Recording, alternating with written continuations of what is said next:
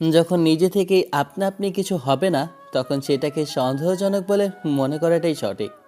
আমি যে বিষয়টা নিয়ে সন্দেহ করিনি, আজকে সেটার জন্য অনেক বড় বিপদে পড়তে হলো, সেটা এখন আমি বুঝতে পারছি। গত 6 মাস যাবৎ ঈশান একটা চাকরির জন্য ঘুরে বেরিয়েছে, কিন্তু কিছুতেই কিছু হচ্ছে না। আমি সরাসরি চাকরি হয় না, তেমনই কারোর রেফার বা সিকিউরিটি ছাড়া প্রাইভেট কোম্পানিগুলোতে চাকরি নেওয়াটাও বেশ কষ্টসাধ্য। এই 6 মাসে ঈশান কতগুলো ইন্টারভিউ দিয়েছে সেটা অগণিত। ইন্টারভিউ দিতে দিতে ক্লান্ত হয়ে গেছে। ইন্টারভিউ দেওয়ার পর আর কোনো খোঁজ খবর থাকে না লোকগুলোর। ঈশান খুব ভালো করেই জানে পরে জানানোর কথা বললেই সেটা যে রিজেক্ট করে দেওয়া, সেটা এতদিনে ভালোই বোঝা হয়ে গেছে। এই তো গত পরশু দিনও তাই হয়েছিল। ঈশান একটা অফিস থেকে বেরিয়ে রাস্তা দিয়ে হাঁটতে হাঁটতে এসে তারপর একটা টং দোকানে বসেছিল আর চা খাচ্ছিল। দোকানে বসে থাকা লোকজনের কথা শুনছিল। চায়ের দোকানে নানা শ্রেণীর মানুষের আড্ডার জায়গা, তাই সেখানে বসে থাকতে বেশ ভালোই লাগে। ঈশানের এই শহরে চেনা জানা তেমন কেউ নেই, আর থাকবেই বা কী করে? গরিব মানুষের তেমন বন্ধু হয় না। গত 4 বছর আগে এখান থেকে একটা ঘটনাকে কেন্দ্র করেই চলে যেতে হয়েছিল। বড়লোকের মেয়েকে ভালোবাসার অপরাধে বড়লোক বাবা ঈশানকে এতটাই ছোট ভেবেছিল যে টাকা দিয়ে নিজের মেয়ের ভালোবাসাটাকে সওদা করতে চেয়েছিল। ঈশান জানতো এই সম্পর্কের ভবিষ্যৎ খুবই খারাপ, আর ভবিষ্যতে যে নিয়ে ঝামেলা হবে না তার কোনো গ্যারান্টিও মেয়েটাও দিতে পারতো না। কারণ খুশির কথাতে ওর বাবা সম্পর্কে যতটুকু ধারণা পেয়েছিল তাতে ঈশান আজ করতে পেরেছিল, তাতে জানতো এই মেয়েটাকে কখনোই আর পাওয়া হবে না। কিন্তু বেহায়া মন, ভালোবাসা তো আর বলে কয়ে হয় না। যে মেয়েটাকে ভালোবেসেছিল দিন দিন তার প্রতি দুর্বলতা বেড়েই যাচ্ছিল। ঈশান তার প্রতি খুব বেশি আসক্ত হয়ে পড়ে। তাই তো মেয়েটা যখন ওর বাবার কাছে দেখা করতে বলে, সেদিন ঈশান দেখা করতে চলে এসেছিল। ভদ্রলোক ওকে অপমানিত করার চেষ্টা করলে তখন ঈশান নিজে থেকে ওনাকে বলেছিল, আঙ্কেল, আমি জানি আপনি কি বলতে চাইছেন। আমিও সেটা আপনার মেয়েকে বোঝানোর চেষ্টা করেছিলাম, কিন্তু খুশি কিছুতেই বোঝা চায়নি। খুব বেশি বিশ্বাস তার বাবার ওপর। আপনার মেয়ে তার বাবাকে অন্ধের মতো বিশ্বাস করে। সে ভাবে আমি আপনার সাথে দেখা করতে আসলে সব কিছু এত সহজেই হয়ে যাবে, সবটা গল্পের মতোই হবে। কারণ তার আব্বুকে সে অন্ধের মতো বিশ্বাস করে। কিন্তু সে জানে না তার আব্বু জেনে শুনে একটা গরিব ছেলের হাতে তার মেয়েকে তুলে দেবে না। অবশ্য সেখানে ভালোবাসাটা তার কাছে মেটারই করে না। তুমি তুমিই আমার মেয়েকে ভালো রাখতে পারবে? তোমার মতো 2 টাকার একটা ছেলে যে চলতে পারে না, সে আবার আমার মেয়েকে কি চালাবে? তোমাদের ইচ্ছা আর আশাটা দেখে আমি খুবই বেশি অবাক হই। বড় লোকের মেয়ের সাথে তোমাদের কি করে হয় আমি সেটাই বুঝতে পারি না। যেখানে আমার মেয়ের প্রতিদিনের খরচ তুমি 15 দিনেও ইনকাম করতে পারবে না, সেখানে ওর মতো মেয়েকে বিয়ে করার স্বপ্ন দেখো কি করে তুমি? আঙ্কেল, ভালোবাসাটা তো আর বলে কয়ে হয় না। প্রথমে আমি আপনার মেয়ের থেকে দূরে থাকারই চেষ্টা করেছিলাম, কিন্তু খুশি কেন আমাকে পছন্দ করেছিল সেটা ওই ভালো বলতে পারবে। যাই হোক, আপনার আমাকে পছন্দ না, আর আপনি কোনো গরিব মিডিল ক্লাস পর্যায়ে কোনো ছেলের সাথে আপনার মেয়ের বিয়ে দেবেন না। হয় আপনার থেকে উচ্চ পর্যায়ে কাউকে লাগবে, আর না হলে অন্তত সমপরিমাণে তো কাউকে লাগবেই। কারণ আপনি বাবা হিসেবে তো আর আপনার মেয়ের ভালো ভালোটা কি চাইবেন, তাই না? আপনার চোখে তো আর ভালোবাসাটাকে দেখবেন না। সে কাকে ভালোবাসে না বাসে সেটা আপনার কাছে দেখার দরকারই নেই। শোনো, তোমার এই সব ডায়লগ অন্য কোথাও গিয়ে দিবে। দুবেলা ঠিক মতো খেতে পাও না, আবার ভালোবাসার কথা বলতে আসছো? আমি তোমাকে একটা অফার দিচ্ছি। তুমি কত চাও বলো? কত টাকা হলে তুমি আমার মেয়ের লাইফ থেকে সরে যাবে আর ওর আশেপাশেও আসবে না? আপনি বিজনেসম্যান তো, তাই টাকা দিয়ে মেয়ের ভালোবাসাটাকে সওদা করতে চাইছেন। যদি টাকা দেওয়ারই থাকে, এই কথাটা আপনি আপনার মেয়েকে গিয়ে জিজ্ঞেস করবেন যে কত টাকা দিলে আমি আপনার মেয়েকে ছেড়ে দেব। এমন সুযোগ আর আসবে না। তুমি অফারটা গ্রহণ করতে পারো। এখন পর্যন্ত আমি তোমার সাথে সিন ক্রিয়েট করে কথা বলিনি, সেটাই কি তোমার কাছে অনেক? উল্টো তোমাকে এতগুলো টাকার অফার করছি। তুমি অনেক বড় একটা সুযোগ পেয়েছো। এরকম সুবর্ণ সুযোগ কিন্তু সবাই পায় না। দরকার নেই এমন সুযোগের। টাকাগুলো আপনি নিজের কাছে রেখে দিন। তাহলে তুমি নিজের থেকেই আমার মেয়ের লাইফ থেকে সরে যাও। তোমার কাছে কি নিশ্চয়তা আছে আমার মেয়ে তোমার সাথে ভালো থাকতে পারবে? আর না তুমি গ্যারান্টি দিতে পারবে? আর যদি এমন কোনো সিকিউরিটি দিতে পারো যেটা দেখে আমার মনে হবে মেয়ে তোমার কাছে থাকবে, কিংবা তোমার কাছে ওকে ভালো রাখার মতো যোগ্যতা আর এলিবিলিটি তোমার আছে, এখন আমি ভেবে দেখব। যদি নিজের ভালোবাসাকে ভালো দেখতে চাও তাহলে নিজের থেকেই ওর লাইফ থেকে সরে যাবে। পারবে না যে তুমি ওকে ভালো রাখবে। ঈশানের সাথে বেশ খানিকক্ষণ ভদ্রলোকের বাক বিতর্কা হয়েছিল, কিন্তু তারপরেও ঈশান বিষয়টা মানতে পারছিল না। অবশেষে কিনা ওর গার্লফ্রেন্ডের আর পছন্দের মানুষের বাবা ওকে এমন করে ছোট করলো। একটা সময় ঈশান রাগের বশে নিজেই বলে ফেলেছিল, বেশ তো, আমায় ছাড়া যদি আপনার মেয়ে ভালো থাকতে পারে তাহলে আমি ওর থেকে অনেক দূরে সরে যাব, অনেক দূরে সরে যাব।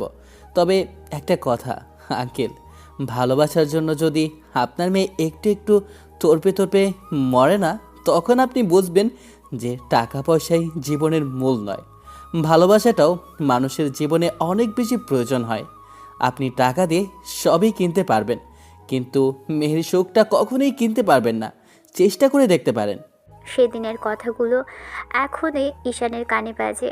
ঈশান জানে ওর মতো মিডল ক্লাস ফ্যামিলি ছেলের কখনো যোগ্যতা হবে না খুশির মতো একটা বড়লোক বাবার মেয়েকে বিয়ে করে নিজের কাছে রাখার। বেচারা মনটা তাও সায় দিয়েছিল সেদিনের ওরকম একটা আগুনে ঝাঁপ দিতে। খুশি বড়লোকের মেয়ে হলেও ওকে অতি সাধারণ বলে মনে হয়েছিল। তারপর যখন আস্তে আস্তে সবটা জানতে পেরেছিল তখন মনে হয়েছিল ভুল করে এরকম একটা বড়লোকের মেয়েকে কেনই বা ভালোবাসতে গেল। সেদিনের পর ঈশান নিজে থেকেই খুশি থেকে হারিয়ে গিয়েছিল, এই শহর ছেড়ে চলে গিয়েছিল। অন্যদিকে খুশি ঈশানের সাথে যোগাযোগ করার চেষ্টা করেছিল, নানা জায়গায় ওকে খুঁজেছিল, ওর বাসায় পর্যন্ত গিয়েছিল, কিন্তু বাসায় গিয়েও কোনো খোঁজ পায়নি। ঈশান চলে গিয়েছিল কারণ মেয়েটাকে দেওয়ার মতো কোনো জবাব ওর কাছে ছিল না, আর খুশির আব্বুকেও ছোট করতে চায়নি। তাই এসব বিষয়ে মেয়েটাকে বলা কিংবা ওর সম্মুখীন হওয়ার মতো ঈশানের কাছে কোনো সৎসাহস আর শক্তি কোনোটাই ছিল না, তাই দূরে সরে গিয়েছিল। কিন্তু গত 4 বছর আগে এই শহর থেকে দূরে সরে গেলেও শেষে আবারও চাকরির খোঁজে সেই শহরেই ফিরতে হয়েছে। গত 6 মাস যাবৎ এই শহরেই পড়ে আছে, এদিকে ওদিকে ঘুরে বেরিয়েছে, সেখানে চাকরির বিজ্ঞপ্তি দেখেছে, সেখানেই গিয়েছে। শিক্ষাগত যোগ্যতা থাকলেও চাকরিটা যেন ওর থেকে অনেক বেশি উচ্চতায় ছিল, তাই কেউ ওকে চাকরি দেওয়ার মতো ভুলটা করেনি। বিষয়টা নিয়ে ভাবছিল ঈশান। এরই মাঝে কেউ একজন এসে ওর পাশে বসলো। লোকটার দিকে তাকাতেই খেয়াল করলো ড্রাইভার লোক টাইপের, কারণ ওনার পোশাকই তেমনটা বলে দিচ্ছে। যাই হোক, লোকটা এসেই চায়ের অর্ডার করলো, তারপর দোকানদারকে উদ্দেশ্য করে বলতে লাগলো, চাচা জানো নাকি ওই চৌধুরী গ্রুপ অফ ইন্ডাস্ট্রিতে চাকরির জন্য বড়সড় একটা লোক নিয়োগের ব্যাপার স্যাপার চলছে। বলো কি? তাহলে এলাকাতে যতগুলো ছেলে আছে সবাইকে বিষয়টা জানাতে হচ্ছে। আমার এলাকাতেও বেশ কয়েকজন চাকরির জন্য ঘোরাফেরা করছে। তাহলে আর দেরি কেন? শিক্ষাগত যোগ্যতা থাকলে যেখানে চাকরিটা হচ্ছে কোনো কিছু প্রয়োজন হচ্ছে না, তাহলে কেনই বা চান্স নিবে না? তুমি বরং চেনা পরিচিত যতগুলো ছেলে আছে সবাইকে আমাদের অফিসের কথা জানিয়ে দিও। ঈশান ফ্যাল করে লোকটার দিকে তাকিয়ে রইল। লোকটা একে একে অফিসের গুণাগুণ তুলে ধরতে লাগলো। এই জন্যই মেঘ না চাইতেই জল। ঈশান ভাবছিল চাকরিটা এমনিতেই গেলে হয়ে যাবে, কিন্তু যাওয়ার পর সব জায়গায় মনে হয় যে চাকরিটা আকাশের চাঁদ হাতে পাওয়ার মতো একটা অবস্থা। ছেলেটাকে একটা দীর্ঘ নিঃশ্বাস ফেলল, ভাবতে লাগলো তারপরও দিন শেষে রিজেক্ট হয়ে আসতে হবে। পাশে বসা লোকটা সবাইকে উদ্দেশ্য করে বলতে লাগলো, আপনাদের আশেপাশে কিংবা আত্মীয়দের মধ্যে যোগ্য কেউ থাকলে অবশ্যই চৌধুরী গ্রুপ অফ ইন্ডাস্ট্রিতে পাঠাবেন। ঈশানের খুব জানতে ইচ্ছে হচ্ছিল, সত্যিই কি শিক্ষাগত যোগ্যতায় চাকরিটা হবে, তারপরও প্রশ্ন করতে ইচ্ছা করছিল না। শেষে ড্রাইভার লোকটাই ওর দিকে কেমন করে যেন তাকালো, তারপর কিছু একটা ভেবে জিজ্ঞেস করলো, এই যে ভাই, আপনার যোগ্য কোনো ক্যান্ডিডেট থাকে তাহলে অবশ্যই তাকে জানিয়ে দিবেন। না, মানে আসলে বলছিলাম আমি নিজেই চাকরি খোঁজ করছি। যদি অফিসের ঠিকানাটা দেন তো আমি গিয়ে না হয় কালকে একবার চেষ্টা করে দেখতে পারি। লোকটা ঈশানের পা থেকে একবার মাথা অবধি দেখে তারপর একটা পকেট থেকে একটা কার্ড বের করে এগিয়ে দিল ঈশানের দিকে।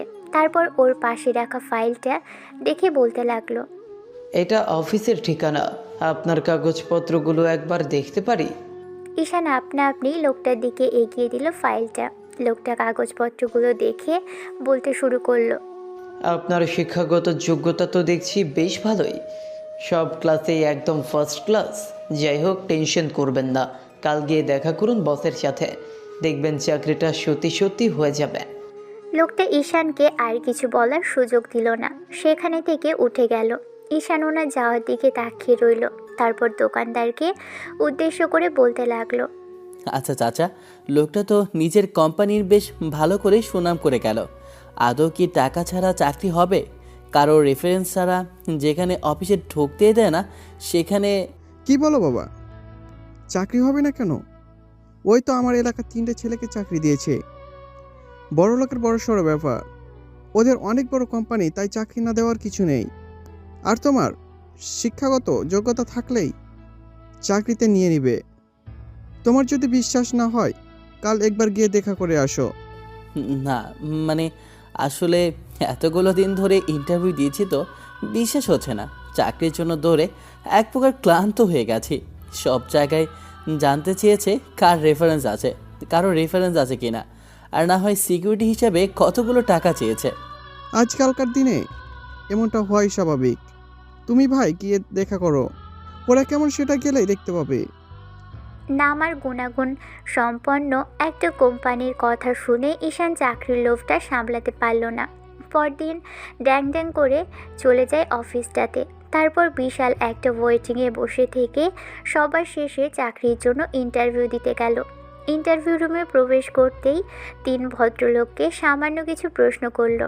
সঠিক উত্তর দিতেই একটা লোক ফাইলটা নিজের কাছে গুছিয়ে দিয়ে বলতে আরম্ভ করলো, আপনার শিক্ষাগত যোগ্যতা বেশ চোখে পড়ার মতো, কাল থেকে আপনি অফিসে জয়েন করতে পারেন। ঈশান প্রচণ্ড পরিমাণে অবাক হলেও খুশিতে এবার সবাইকে ধন্যবাদ দিতে লাগলো। তখনই ওই লোকটা আবারও বলল, চাকরিটা কনফার্ম হতেই এত খুশি, কিন্তু আপনি কি জানেন আপনাকে কোন পদের জন্য নিয়োগ দেওয়া হচ্ছে?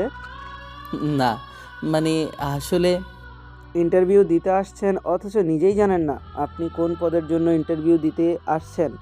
স্যার, গত 6 মাসে 1 থেকে 150 ইন্টারভিউ আমার দেওয়া হয়েছে।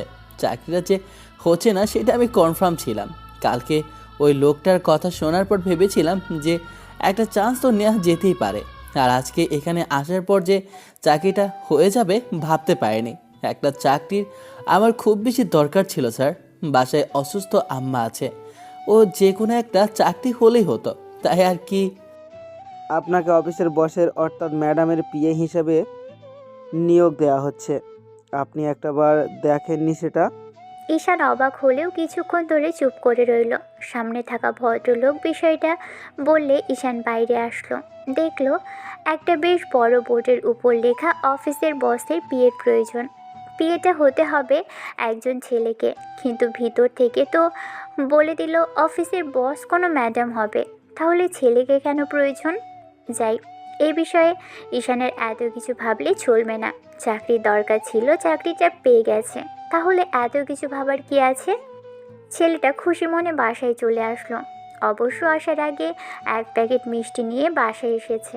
আম্মু আর বোনকে মিষ্টি খাইয়েছিল, কিন্তু আব্বুকে খাওয়ানোর মতো সুযোগটা হয়নি। আব্বু আর নেই, ওদের ছেড়ে গত 2 বছর আগেই চলে গেছে। তাই ঈশানকে বেশ কষ্ট করে সংসারটা চালাতে হচ্ছিল। নানা জায়গায় টিউশনি করিয়ে ছোটোখাটো কাজ করে কোনো রকমেই চলছিল। এবার বোধহয় তার অবসান ঘটবে, কারণ কোনো অফিসের ম্যাডামের বিয়ে হওয়া তো আর চারটিখানি কথা নয়। লোকগুলো বলেই দিয়েছে ম্যাডাম নিজে থেকেই স্যালারিটা ঠিক করে দিবে। পরদিন যখন ঈশান অফিসে আসে সব কিছু ঠিকঠাকই ছিল। ম্যাডাম আসার পর ম্যানেজার ওকে দেখা করতে বলল। ম্যাডামের ডেস্কের সামনে দাঁড়াতেই দেখলো ভদ্রমহিলা উল্টো দিকে ঘুরে আছে। ওর উপস্থিতি টের পেয়ে নিজেও প্রশ্ন করলো, এতদিন কোথায় ছিলেন আপনি, আর কোথা থেকে এসেছেন? ঈশান নিজের গ্রামের নামটা বলল। তারপর আরও কয়েকটা প্রশ্নের উত্তর দিয়ে চুপ করে রইল। ভদ্রমহিলা কিছু একটা ভেবে বলল, আপনার পেপারসগুলো দেখছি ঠিকঠাক। এখন বলুন, এই পদের জন্য আপনি কত টাকা স্যালারি চান? ম্যাডাম, আপনারা যা দিবেন আমি তাতেই খুশি। আসলে আমার চাকরিটা খুব দরকার ছিল। বাসায় অসুস্থ আম্মু আর একটা বোন আছে, সেজন্য চাকরিটা আমার ভীষণ ভীষণ দরকার ছিল। কেন, বিয়ে করেননি? না ম্যাডাম, তিনজনের খরচটাই চালাতে পারি না, বা আবার আরেকজনের নতুন করে যুক্ত হলে সেটা কিভাবে মেটাবো বলেন? ভদ্রমহিলা কিছুক্ষণ চুপ করেছিল, আরও কিছু প্রশ্ন করে তারপর যখন চেয়ারটা ঘোরালো তখন ঈশানের জীবনে সবচেয়ে বেশি অবাক হয়েছিল। 4 বছর আগে যে মেয়েটাকে সেদিন ছেড়ে গিয়েছিল, যার ভালোর জন্যই তাকে ছেড়ে দিয়ে দূরে সরে গিয়েছিল, মেয়েটা আকাশ পরিমাণে ভালো থাকবে বলে ও বাবার টাকার সাথে ভালোবাসাটাকে সওদা করবে না বলে নিজে থেকেই দূরে সরে গিয়েছিল। আর আজকে সেই মেয়েটা ওর সামনে বসে আছে। ঈশান ফ্যাল করে খুশির দিকে মিনিট খানিক তাকিয়ে থেকে তারপর মাথাটা নিচু করে নিয়েছিল। তখন মেয়েটা কিছুক্ষণ ধরে তাকিয়ে থেকে ওকে একটা টাইম টেবিল আর বড় সড়ো কাজে ফর্দ ধরিয়ে দিয়েছিল। ঈশানকে কী করতে হবে আর ম্যাডামকে কী জানাতে হবে সেটাই বলে দিল। ঈশানকে শুধু ম্যাডামের সব কিছু টাইম মতো বলে দিতে হবে। ঈশান খেয়াল করলো ম্যাডাম সেই আগের মতোই ওর দিকে তাকিয়ে আছে। কিছু একটা ভেবে ভদ্রমহিলা ওকে উদ্দেশ্য করে বলতে লাগলো, বাইরে বসবেন নাকি আমার কেবিনের ভিতরে বসবেন? ম্যাডাম, যেটা চাইবেন সেটাই হবে। ম্যাডাম ঈশানকে কেবিনের ভিতরে একটা ডেস্ক দেখিয়ে দিল। ছেলেটা সেখানে গিয়ে বসতেই খেয়াল করলো ডেস্কটা বেশ সুন্দর সাজানো গোছানো। মহিলা বারবার ওর দিকে তাকাচ্ছে আর ঈশানের তাতে বেশি অস্বস্তি ফিল হচ্ছিল। যাকে ছেড়ে পালিয়ে গিয়েছিল, 4 বছর পর ফিরে এসে তার সাথে আবারও দেখা হবে কখনো কল্পনাও করতে পারেনি। না জানি এই মেয়েটা ওর সাথে ঠিক কী বিহেভ করবে তার ঠিক নেই। সেদিন ঈশান খুশিকে কেন ছেড়ে গিয়েছিল সেটা কখনো ওকে বলা হয়ে ওঠেনি। আর খুশির আব্বু এমন কোনো অফার ঈশানকে করেছিল সেটা বললে খুশি হয়তো বিশ্বাস করতো না। ঈশানের ভয় লাগছে এটা ভেবেই। খুশি যে পরিমাণ রাগী মেয়ে, তাতে এত সহজে সব কিছু ভুলে যাবে কিংবা ওকে ছেড়ে দিবে সেটা ভাবাটা ভুল। অন্য সব গল্পের মতো হবে না তো, কথাগুলো ভাবছিল ঈশান। এরই মাঝখানে ম্যাডামের নাম্বারে একটা কল আসলো। ভদ্রমহিলা বেশ হেসে হেসে কথা বলতে লাগলো। এমন কিছু দেখেই ঈশান ওর দিকে তাকিয়ে রইল। আপাতত কোনো কাজ দেয়নি ম্যাডাম, কতগুলো ফাইল দেখছিল, সেগুলোর মধ্যে থেকেই একটা দিয়ে চেক করতে বলেছে। আগে কখনো এগুলো করা হয়নি, তারপরও পারবে বলে চলে আসলো। যেভাবে মেয়েটা কথা বলছে তাতে মনে হচ্ছে মেয়েটা অন্য কারোর সাথে বিয়ে করে নিয়েছে, আর না হলে ওপাশের ব্যক্তি ওর বয়ফ্রেন্ড। ভাবলেই বুকের ভিতরটা কেমন যেন দুমড়ে মুচড়ে উঠল ঈশানের। ছেলেটা দীর্ঘ নিঃশ্বাস ফেলল। আর বিয়ে করবে নাই বা কেন মেয়েটা?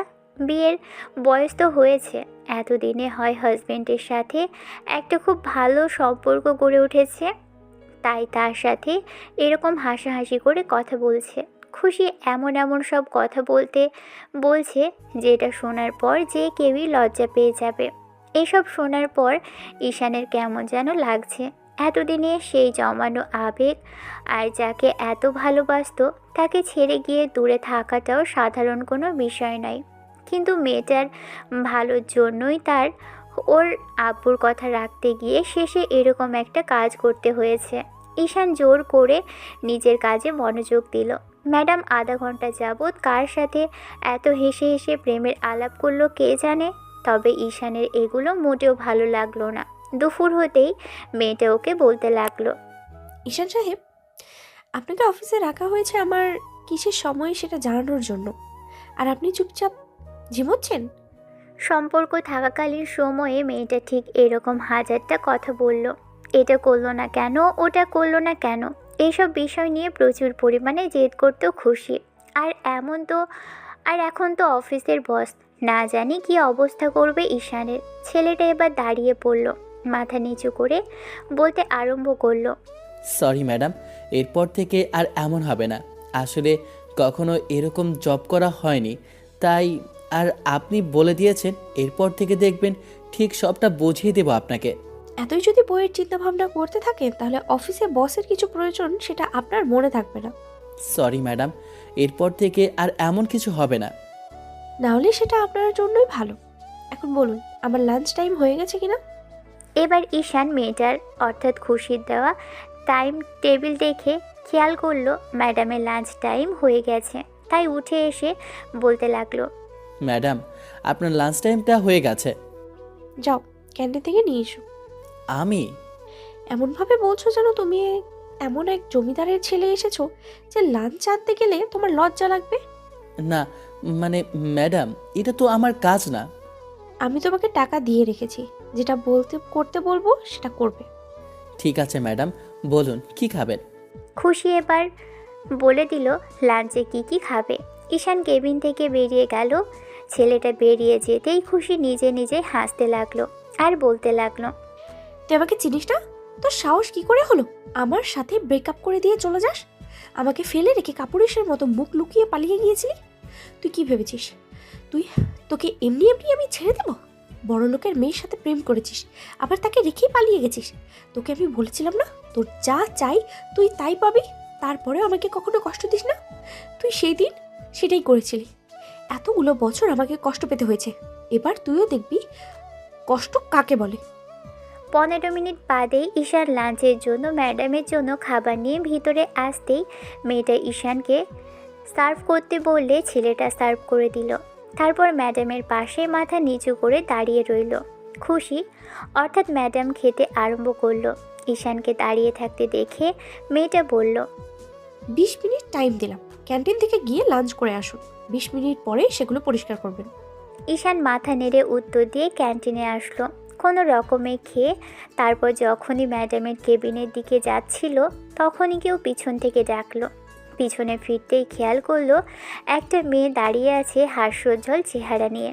ঈশান ফিরতেই মেয়েটা এসে সামনে দাঁড়ালো, তারপর ওর দিকে হাত বাড়িয়ে দিয়ে বলল। হাই, আমি রিয়া। আমি ম্যাডামের পার্সোনাল অ্যাসিস্ট্যান্ট, আজকে নতুন জয়েন করেছি। সেটা দেখেই বুঝতে পারছি, ওই জন্যই আপনার সাথে পরিচয় হতে আসলাম। কিন্তু আমি আপনাকে সময় দিতে পারবো না। আর যদি ফ্রেন্ডশিপ করারও ইচ্ছে থাকে সেটা হবে না, কারণ সব সময় আমাকে ম্যাডামের আশেপাশেই থাকতে হবে।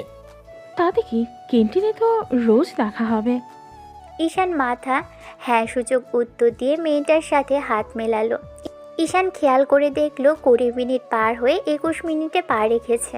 20 মিনিট পার হতেই ম্যাডামের নাম্বার থেকে কল আসলো। রিসিভ করে কানে দিতে ওপাশ থেকে ম্যাডাম বলতে লাগলো। আপনাকে 20 মিনিট সময় দেওয়া হয়েছিল না, আর আপনি সেই দেরি করেছিলেন। সমস্যা কি আপনার?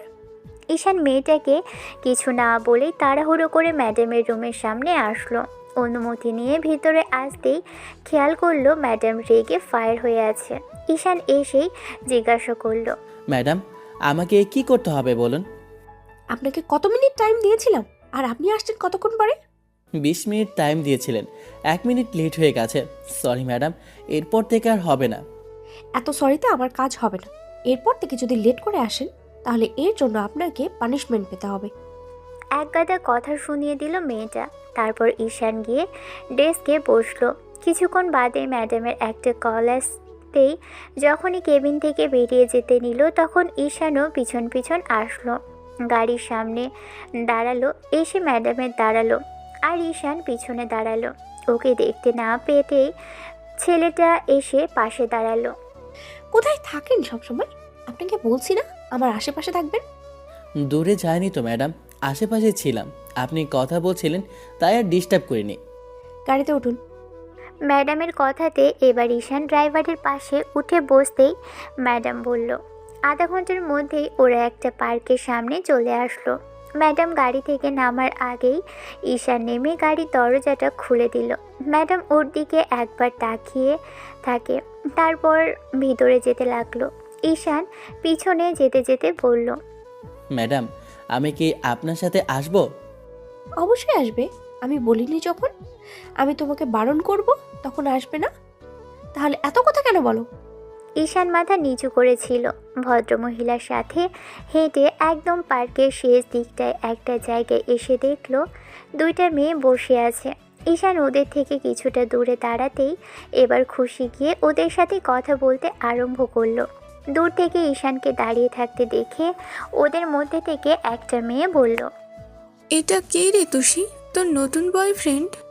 বান্ধবীর এমন কথাতে খুশি কিছু একটা ভাবলো, তারপর মাথা নেড়ে না সূচক উত্তর দিল, তাহলে কি? একে তো আগে কখনো দেখিনি। নিশ্চয় নতুন ছেলেটাকে পটিয়েছিস, তাই না?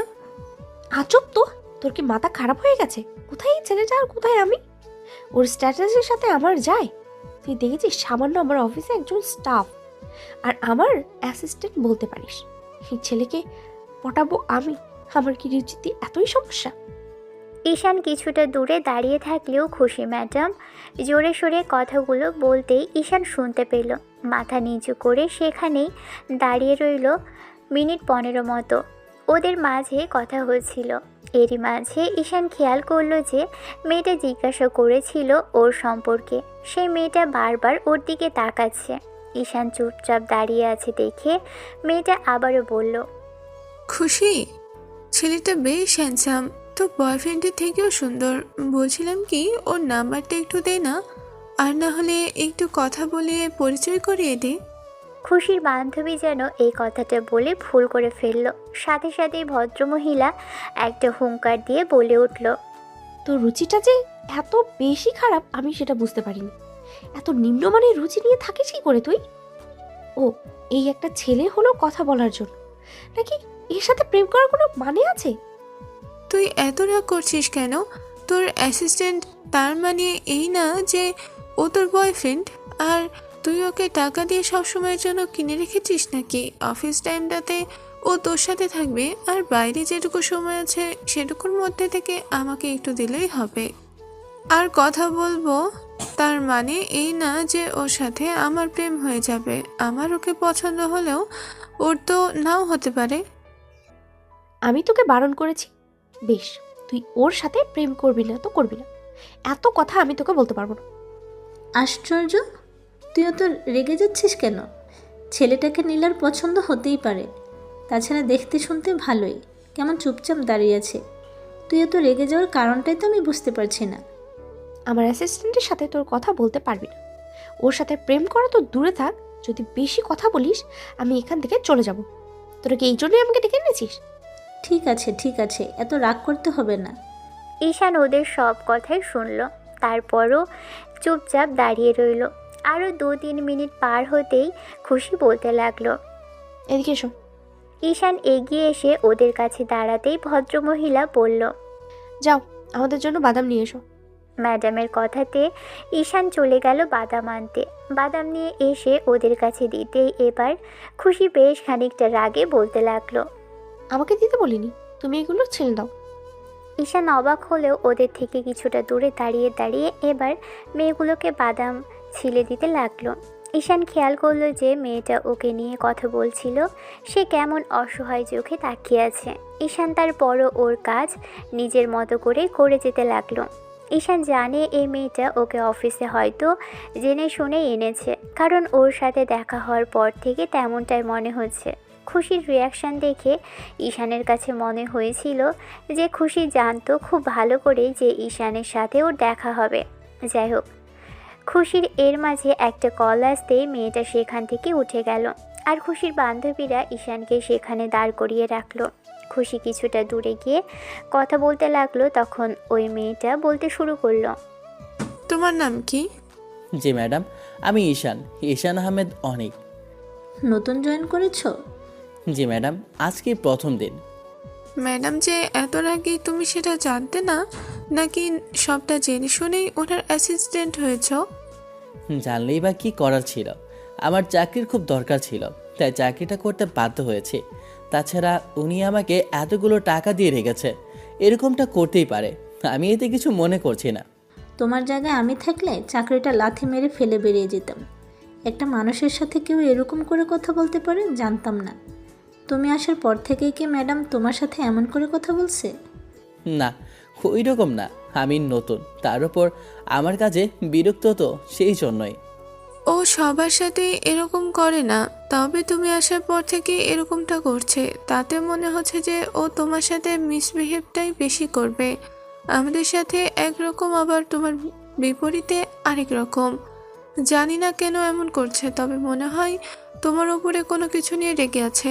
সত্যি করে বলো তো, তুমি কোনো অন্যায় করেছো কি না? ঈশান এবার চুপ করে রইল। বারবার ভাবতে লাগলো জীবনে যে বড় অন্যায় করেছে মেয়েটার সাথে, তাতে রাগ করে থাকাটাই স্বাভাবিক। তাছাড়া কাউকে ছেড়ে যাওয়াটা, তাকে না বলে দূরে হারিয়ে যাওয়াটা এক প্রকার অন্যায়, অনেক বড় অন্যায়। ঈশান চেয়েছিল খুশি ভালো থাকুক, কিন্তু খুশি ভালো থাকতে পেরেছে কিনা আদৌ জানে না। খুশির আব্বু টাকা দিয়ে ওর জন্য কোনো ভালোবাসা কিনতে পেরেছে কিনা তাও জানে না। কিন্তু ঈশানের হুটহাট করা ওরকম একটা কাজে খুশি রেগে আছে, তাই হয়তো ওর সাথে এরকম মিসবিহেভ করছে। মিনিট 5 পরে খুশি যখন ফিরে আসলো, দেখলো যে খুশির অ্যাসিস্ট্যান্ট ঈশান ওর বান্ধবীগুলোর সাথে কথা বলছে। এমন কিছু দেখেই খুশি রাগী কণ্ঠে বলতে শুরু করলো, তোমাকে এখানে এনেছি কি ওদের সাথে গল্প করার জন্য? তোমাকে বলেছিলাম না চুপচাপ দাঁড়িয়ে থাকতে? তাহলে এত কথা বলছো কেন ওর সাথে? না ম্যাডাম, আমি তো তেমন কোনো কথা বলিনি। আসলে ওনারা জিজ্ঞেস করছিল আমি জয়েন করেছি কবে, সেইটুকুই বললাম। তোদের হয়েছে তো ওদের সাথে, ওর সাথে গল্প করা? যদি না হয় এরপরে বাসায় দাওয়াত করে নিয়ে যাস, খুব ভালো প্রেমালাপ করতে জানে ও। তুই ওর বিষয়ে তো রেগে যাচ্ছিস কেন? ছেলেটা তো সাধারণ কিছু প্রশ্নের উত্তর দিচ্ছিল, তাতে এত রেগে যাওয়ার কি আছে? তোদের থেকে এত জ্ঞান আমি শুনতে চাইছি না। শোন, আমার অফিসে যেতে হবে, এরপর আবার দেখা করবো। বান্ধবীদের থেকে বিদায় নিয়ে খুশি বাহিরের দিকে যেতে লাগলো। মেয়ে দুটো ওর দিকে তাকিয়ে রইল। ঈশান একবার ওদের দিকে ফিরে তারপর বিদায় জানাতেই মেয়ে দুটো হাসলো। ঈশান ম্যাডামের পিছন পিছন যেতে লাগলো। ওরা যেতেই খুশির বান্ধবীদের মধ্যে থেকে একজন বলল, এই খুশির বিহেভিয়ারটা দিন দিন এতটাই বাজে হয়ে যাচ্ছে যে ওর সাথে মানুষ থাকতেই চাইবে না। না জানি যে ওর বর হবে, তার সাথে ও কিরূপ আচরণ করবে। তার আদৌ কি এত বদমেজাজি একটা মেয়ে কারোর সাথে সংসার করতে পারে কি না আমার জানা নেই। সেটা ওর ব্যাপার, তবে ছেলেটার সাথে খুব বেশি মিসবিহেভ করতেছিল। আমার খুব খারাপ লাগছিল জানিস। ছেলেটা মিডল ক্লাস বলে সবটা সহ্য করেছে। অন্য কেউ হলে কখনোই হয়তো এরকম কিছু সহ্য করে ওর এই অফিসে পড়ে থাকতো না। ও চলে যাবে 2 দিন বাদে। যখন দেখবে ওর বিহেভিয়ারটা খুব বেশি বাজে হয়ে যাচ্ছে, তখন ওর পক্ষে থাকা সম্ভব হবে না। অন্য কোথাও চাকরি পেলে ঠিকই চলে যাবে, দেখিস। ঈশান অফিসে আসলো। এসে যখনই কেবিনে বসতে যাবে তখনই ম্যাডাম ওকে ডেকে সামনে আনলো। তারপর রাগী কণ্ঠে বলতে লাগলো, তোকে কি ওখানে প্রেম করার জন্য ডেকে নিয়েছিলাম আমি? কই ম্যাডাম, আমি তো কোনো প্রেম টেম করিনি। তাছাড়া আপনার বান্ধবীরাই আমাকে প্রশ্ন করছিল, কারো প্রশ্নের উত্তর দেওয়াটা কি অন্যায়? তোমার জন্য অন্যায়। তুমি কোনো কথা বলবে না কারোর সাথে। আমি যা বলবো তাই করবে। যদি বলি দাঁড়িয়ে থাকতে, তাহলে দাঁড়িয়ে থাকবে। যদি বলি চুপ করে থাকতে, পাথরের মূর্তির মতো থাকবে। তোমাকে এতগুলো টাকা দিয়ে রেখেছি কি কথা বলার জন্য? কথা শোনার জন্য তোমাকে রেখে দেওয়া হয়েছে, বুঝেছো? ঈশান মাথা নেড়ে হ্যাঁ সূচক উত্তর দিতেই মেয়েটার রাগে হাঁপাতে লাগলো। রিলেশন থাকাকালীন সময়ে যখন মেয়েটা এরকম করে হাঁপাতো, ঈশান তখন ওর জন্য পানি নিয়ে আসতো। ঈশান হুটহাট করেই কেবিনের বাইরে চলে গেল। মেয়েটা ওর এরকম কর্মকাণ্ড দেখে অবাক হলো। তারপর 1 বোতল পানি এনে ম্যাডামের সামনে রাখতেই মেয়েটা সেটা কিছুটা খেয়ে, পরবর্তীতে আবারও যখন মনে হলো ওর অনুমতি ছাড়াই ঈশান বাহিরে গিয়েছিল, তখন পুরো পানির বোতলটা ঈশানের দিকে ছুঁড়ে মারতেই ওর শার্টের বেশ খানিকটা ভিজে গেল। ঈশান অবাক চোখে ম্যাডামের দিকে তাকাতেই ও বলতে লাগলো, তোমার সাহস কি করে হয় আমার অনুমতি ছাড়া বাইরে যাওয়ার? আমি তোমার অফিসের বস, আমার অনুমতি ছাড়া তুমি কি করে বাইরে যেতে পারো? ঈশান অবাক হলেও পরবর্তীতে সরি বলল। ম্যাডামের আবারও এক গাদা কথা শোনালো। প্রথম দিনটা এরকম করেই কাটলো।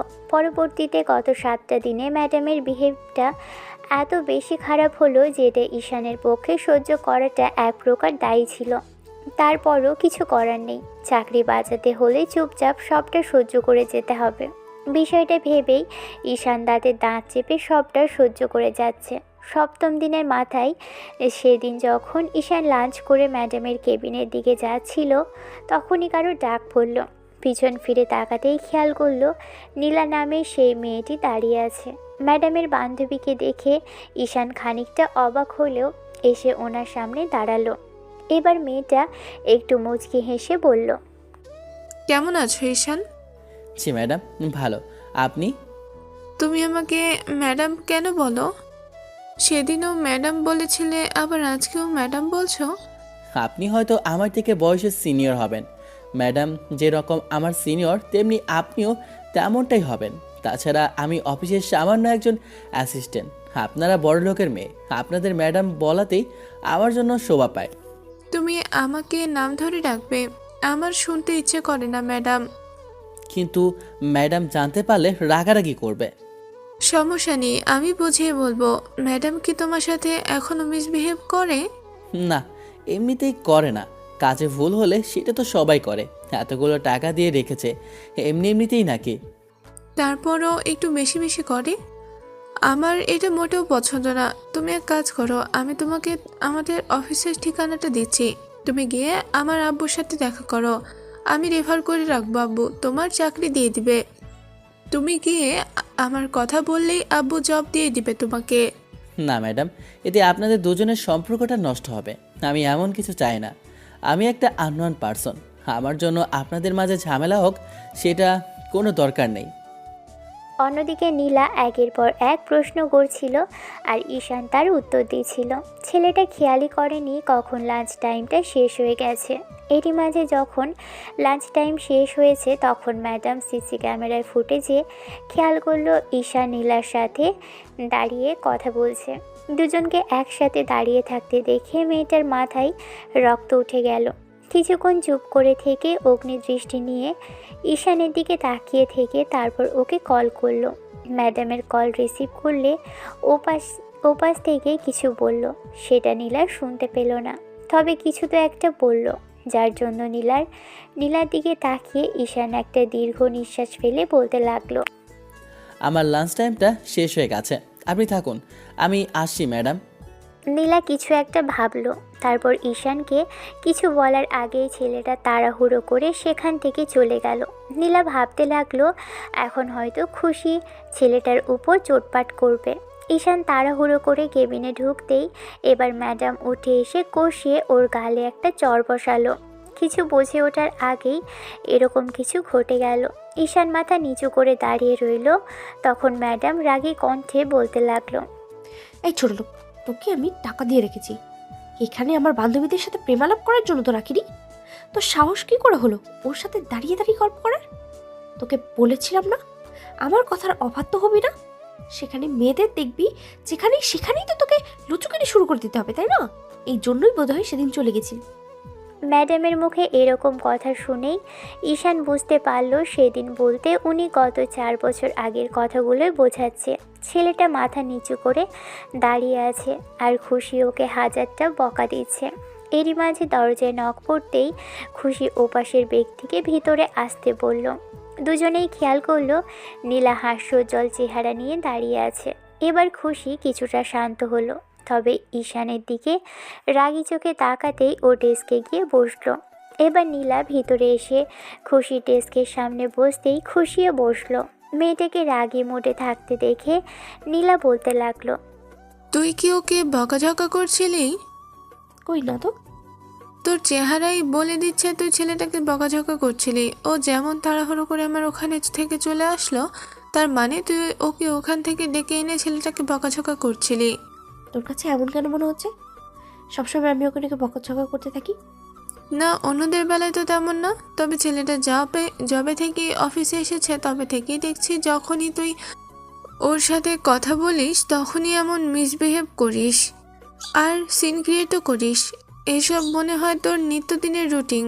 আর ছেলেটাও দেখ কি বোকার মতো তোর অফিসে পড়ে আছে। যদি সুযোগ থাকতো তাহলে নিশ্চয়ই এখান থেকে চলে যেত। ওর প্রতি দেখছি তোর ভালোবাসাটা খুব বেশি। এত যদি দরদ তাহলে নিয়ে যা না তোর বাসায়। সেখানে গিয়ে জায়গা দে, আর না হলে বিয়ে করে নে। তুই কিন্তু শুধু শুধু রেগে যাচ্ছিস। আমি রেগে যাওয়ার মতো কিছুই বলিনি। তাছাড়া সাধারণ একটা মানুষের সাথে মানুষ স্বাভাবিকভাবে কথা বলে, ভুল হলে তাকে বকাঝকা করতেই পারে, কিন্তু তোর এমন বিহেভ দেখে মনে হচ্ছে ও ভুল করুক আর না করুক তুই ওর ওপর সবসময় রেগে থাকিস। কি এমন সমস্যা একটু বলবি? আমি তো বুঝতে পারছি না তোর এমন কি সমস্যা আছে, ওর সাথে আমি কি করি বা না করি তুই সাথে এত এত জেলাস কেন? ও আমার অফিসের অ্যাসিস্ট্যান্ট, এরকম না যে আমার চেনা পরিচিত যার জন্য আমি ওর সাথে রাগারাগি করলে সেটা তো ওর খারাপ লাগবে। মানুষ হিসেবে কি ওর খারাপ লাগা থাকতে পারে না? পরিচিত হলে কি তার সাথে সিনক্রেট করলে খারাপ লাগে? তবে একটা কথা শুনে রাখ, অফিসে জব দিয়েছিস, টাকা দিয়ে রেখেছিস বলে তার মানে এই না যে তুই ওর মাথা কিনে নিয়ে রেখেছিস। দিন শেষে ও একটা মানুষ, যতই ভুল করুক আরও খারাপ লাগা আছে, তেমনই তোরও খারাপ লাগা আছে। তাই বলছি কি, এসব না করে একটু ঠান্ডা মস্তিষ্কে বোঝা। ওর যদি কোনো ভুল থাকে বল, ওরই শুধরে নিবে। খুশি চুপচাপ বসে রইল। ঈশানকে চুপচাপ করে থাকতে দেখে খুশি রাগী চোখে ওর দিকে তাকালো আর বারবার ভাবতে লাগলো ও যে ভুলটা করেছে সেটা হয়তো ওর জীবনের সবচেয়ে বড় ভুল। সেদিন ওকে ছেড়ে যাওয়াটা ঈশানের জীবনের সবচেয়ে বড় ভুল ছিল। এই ভুলের কারণেই খুশি আজকে এরকম মিসবিহেভ করছে। খুশির বারবার ভাবছে সেদিন ওকে কেন ছেড়ে গিয়েছিল। যদি কোনো ভুল থাকতো সেটা নিয়ে এক্সপ্লেন করতে পারতো। খামোখা সম্পর্কটাকে মাঝপথে ছেড়ে রেখে এরকম করে চলে যাওয়ার মানেটা কী ছিল। খুশি এবার কিছুটা নরম হলে নীলা হাজারটা কথা বলতে লাগলো। এরই মাঝে খুশি ঈশানকে কফি এনে দিতে বললে ছেলেটা কফি এনে দিল। নীলা বুঝতে পারল খুশি যে বিহেভটা ওর সামনে ঈশানের সাথে করে তাদের সবার আড়ালে এর থেকে ভালো বিহেভ খুশি যে খুব বেশি করে না সেটা ওর ব্যবহারেই বোঝা যাচ্ছে। কিছুক্ষণ বাদেই তিনজন মিলে বের হলো। তারপর একটা শপিং মলের সামনে আসতেই দেখলো একটা ছেলে দাঁড়িয়ে আছে। খুশি গাড়ি থেকে নেমে গিয়ে ছেলেটাকে জাপটে জড়িয়ে ধরলো। ম্যাডামকে জড়িয়ে ধরে ছেলেটাও কথা বলতে লাগলো। ঈশান গাড়ি থেকে নামতেই এবার নীলা ঈশানের পাশে এসে দাঁড়ালো আর নীলা বলল, এইটাই আমার বান্ধবী সেই লম্পট বয়ফ্রেন্ড। খুশিকে আমি 1000 বার বারণ করেছিলাম এর সাথে রিলেশনে না যেতে, কিন্তু এই ছেলেটাকেই নাকি ওর খুব বেশি পছন্দ। জানি না এর মধ্যে কি এমন দেখেছে। ঈশান কথা বলল না, শুধু ফ্যাল ফ্যাল করে তাকিয়ে রইল। এবার খুশি ঈশানের দিকে তাকাতেই ছেলেটা গিয়ে ওর সামনে দাঁড়ালো। নীলা আসতেই এবার ছেলেটা বলতে লাগলো, এইটাই কি তোমার সেই পার্সোনাল অ্যাসিস্ট্যান্ট? হ্যাঁ, তোমার কি পছন্দ হয়নি ওকে? যদি না হয় বলো, চাকরি থেকে ছাঁটাই করে দিই। ম্যাডামের এমন কথা শুনে ঈশানের মনে একটা ভয় বাসা বাঁধল। এই মেয়ে কি ওকে চাকরি থেকে বরখাস্ত করে দিবে? কথাটা ভেবেই ছেলেটা একটা শুকনো ঢোক গিলল। ছেলেটা আর কিছু বলবে তার আগেই নীলা বলতে লাগলো, যদি সমস্যা থাকে তাহলে বলেন ভাইয়া, ওকে আমাদের অফিসে নিয়ে যাই। নীলা এ কথাটা বলেই যেন ভুল করে ফেলল, কারণ ওর বান্ধবী এমন রাগি চোখে তাকিয়ে আছে যেটা দেখার পর মনে হচ্ছে এই বুঝি দুই বান্ধবীদের মধ্যে ঝামেলা বেঁধে যাবে। তারপরও মেয়েটা কিছু বলল না। তখন খুশির বয়ফ্রেন্ড বলতে লাগলো, ওকে পছন্দ দিয়ে কি হবে? ও সামান্য একজন অ্যাসিস্ট্যান্ট, তোমার থেকে দূরে দূরে থাকতে বলবে, আর তোমার দিকে যেন এরকম করে তাকিয়ে না থাকে। ঈশান মাথা নিচু করে আছে, ওদের সব কথা শুনে যাচ্ছে। ছেলেটা জানে ওর কথা বলার মতো কোনো অধিকার নেই, আর কি করে কথা বলবে এত বড় লোকদের সামনে, সেই যোগ্যতাও তো রাখে না। অন্যদিকে নীলা মনে মনে ভাবছিল ঈশানকে যেন ওর বান্ধবী অফিস থেকে বের করে দেয়, তাহলে ছেলেটাকে ওদের অফিসে নিয়ে যাবে। নীলা ঈশানকে পছন্দ করে সেটা খুশি কিছুটা আজ করতে পেরেছে, কারণ প্রথম দিন যখন বলল তখন থেকেই মেয়েটা কেমন করে যেন তাকিয়ে থাকে, আবার নিচে যেতে কথা বলতে থাকে, আবার নিচে যেচে কথা বলতে আসে। ওরা সারা শপিং মলে ঘুরল আর খুশি তার বয়ফ্রেন্ডের থেকে 1000টা গিফট নিল আর তাকেও একটা আইফোন কিনে দিল। খুশিকে একবারে যা ভাঙালো, খুশি মেয়েটা পুরো শপিং মল ঘুরেও ছেলেটার থেকে ততটা নিতে পারল না। এত টাকা খরচ করা দেখেই ঈশান অবাক হলো, ভাবলো বড় লোকের সব বড় বড় ব্যাপার, দুহাত ভর্তি শপিংয়ের ব্যাগ নিয়ে ঈশান পুরোটা শপিং মল ঘুরল। নীলা কয়েকটা ব্যাগ নিতে চেয়েছিল, কিন্তু ছেলেটা নিতে দিল না। নীলা ওদের এরকম ঢং দেখে প্রচণ্ড পরিমাণে মেজাজ খারাপ হলো। নীলা ভাবতেও পারেনি ওর বয়ফ্রেন্ডের সাথে দেখা করার জন্য ওদের নিয়ে আসবে। ও তো ভেবেছিল কোনো ফ্রেন্ডের সাথে দেখা করবে, কিন্তু এখানে আসার পর জানতে পারলো ওর বয়ফ্রেন্ডের সাথে দেখা করার জন্য এসেছে। খুশি ঈশানকে উল্টোপাল্টা কী বলে সেটা দেখার জন্য এক প্রকার কৌতূহলবশত এসেছিল। যদি জানতো এই অভদ্র ছেলেটার সাথে দেখা করতে আসবে বান্ধবী, তাহলে হয়তো নীলা আসতো না। আসার পর থেকেই দুজনে একদম চিপকে আছে। খুশি বয়ফ্রেন্ডের হাতটা জড়িয়ে ধরে রেখেছে, কোথাও যাওয়ার পর একটু ছাড়ছে না। ঈশানের মনে হচ্ছে না জানি এরা কোথায় কি করে বেড়ায়। তবে ঈশানের এগুলো নিয়ে ভাবলে চলে না, কিন্তু যাকে ভালোবাসে তাকে অন্যের পাশে দেখলে কতটা খারাপ লাগা কাজ করে সেটা যার লাগে সেই জানে। ঈশান এটাই ভেবেছে আজ বাদে কাল সে অন্য কারো হয়ে যাবে। তাছাড়া এই মেয়েটাকে নিয়ে ভাববেই বা কী জন্য? ওরই কি যোগ্যতা আছে এত বড় লোকের মেয়েকে ভালোবাসার? এই ছেলেটার সাথে তো ভালোই থাকবে খুশি। ছেলেটার এত টাকা পয়সা, আর যাকে এত উপহার দিল, এত শপিং করে দিল, সে ছেলেটার সাথে সারা জীবন থাকলে এসব কিছুই পাবে। কিন্তু ওর সাথে গেলে সারা জীবন কষ্টে থাকবে। দিন শেষে দেখা যাবে এসব নিয়ে ঝামেলা হবে। কথাগুলো ভাবছিল ঈশান, চোখের কোণ ভিজে গেছে। নীলা সেটা দেখার আগেই ঈশান চোখের পানিগুলো মুছে নিল। ওরা দুপুরের খাবার খেয়ে শপিং মল থেকে বেরোলো, কিন্তু ঈশানকে রেস্টুরেন্টের বাহিরে দাঁড় করিয়ে রেখেছিল ম্যাডামের বয়ফ্রেন্ড। সেজন্য নীলাও ওদের সাথে গিয়ে বসেনি। এই বিষয়টা নীলার খুব বেশি খারাপ লাগলো যে একটা মানুষই তো, ও তো আর ওরকম কোনো কাজ করতো না যার জন্য ওদের মান সম্মান চলে যেত। ঈশান পুরো সময়টা জুড়েই রেস্টুরেন্টের বাহিরে দাঁড়িয়েছিল, আর নীলা ওর সাথে দাঁড়িয়ে কথা বলেছে। তারপর ব্যাগগুলো নিয়ে ওরা যখন শপিং মলের বাহিরে আসলো, গাড়িতে উঠতে যাবে, তখনই ঈশানের হাত থেকে একটা ব্যাগ পড়ে গেল ভুলবশত। সাথে সাথে ম্যাডামের বয়ফ্রেন্ড এসে কষিয়ে ওকে একটা থাপ্পড় বসালো। এমন কাণ্ডে নীলা কিছু বলে ওঠার আগেই খুশি বলতে লাগলো, স্টুপিড কথাকার, তোমার মন কোথায় থাকে? হ্যাঁ, সব কাজের বিষয়ে এত উদাসীন কেন? তোমাকে বলেছি না সবসময় দেখে শুনে থাকবে। সরি ম্যাডাম, সরি স্যার, আমার ভুল হয়ে গেছে। আমি বুঝতে পারিনি, আসলে হাতে অনেকগুলো ব্যাগ ছিল, তাই রাখতে গিয়েই পড়ে গেল। প্লিজ রাগ করবেন না। রাস্কেল, ডেস্কটার দাম জানিস? তোকে বিক্রি করলো ওই ডেস্কের দাম বেরোবে না। ছোট লোক কোথাকার। ছোট লোক কথাটা শোনার সাথে সাথেই নীলার বেশ খানিকটা রাগ হলো। ও এগিয়ে এসে বলতে আরম্ভ করলো, এত কথা শুনছেন কেন ভাইয়া? আর ও ছেলেটাকে আর ওই ছোটো লোক বলে কি মানুষ নয়? ওর টাকা পয়সা কম আছে তাই বলে ওকে এরকম করে বলতে পারেন আপনি? ও তো বলছে এমনটা ভুলবশত হয়ে গেছে, তাই বলে কি এরকম কথা বলতে হয়? ছেলেটা বিরক্তি নিয়ে তাকালেও এবার খুশি বলতে লাগলো, তোকে এত কথা বলতে হবে না, তুই গিয়ে উঠে বস। বেবি, তুমি না কোথাও একটা যাবে? যাও এখন, আর রাতে কথা হবে। এখন রাগ করো না তো, তুমি যাও, আমি ওকে বকা দিয়ে দেবো। মেয়েটা ছেলেটাকে একবার পাশ থেকে জড়িয়ে ধরতেই ছেলেটাও সেখান থেকে চলে গেল। ঈশান ব্যাগগুলো রেখে তারপর সেখানে দাঁড়িয়ে রইল। ম্যাডাম গাড়িতে উঠে গেলেই ঈশানও গিয়ে ড্রাইভারের পাশে উঠে বসলো। নীলার এটা ভেবেই অবাক লাগছে যে একটা মানুষের সাথে মানুষ ঠিক কী করে এরকম বিহেভিয়ারটা করতে পারে। খুশির এরকম বিহেভ দেখে নীলা খুবই অবাক হয়েছে।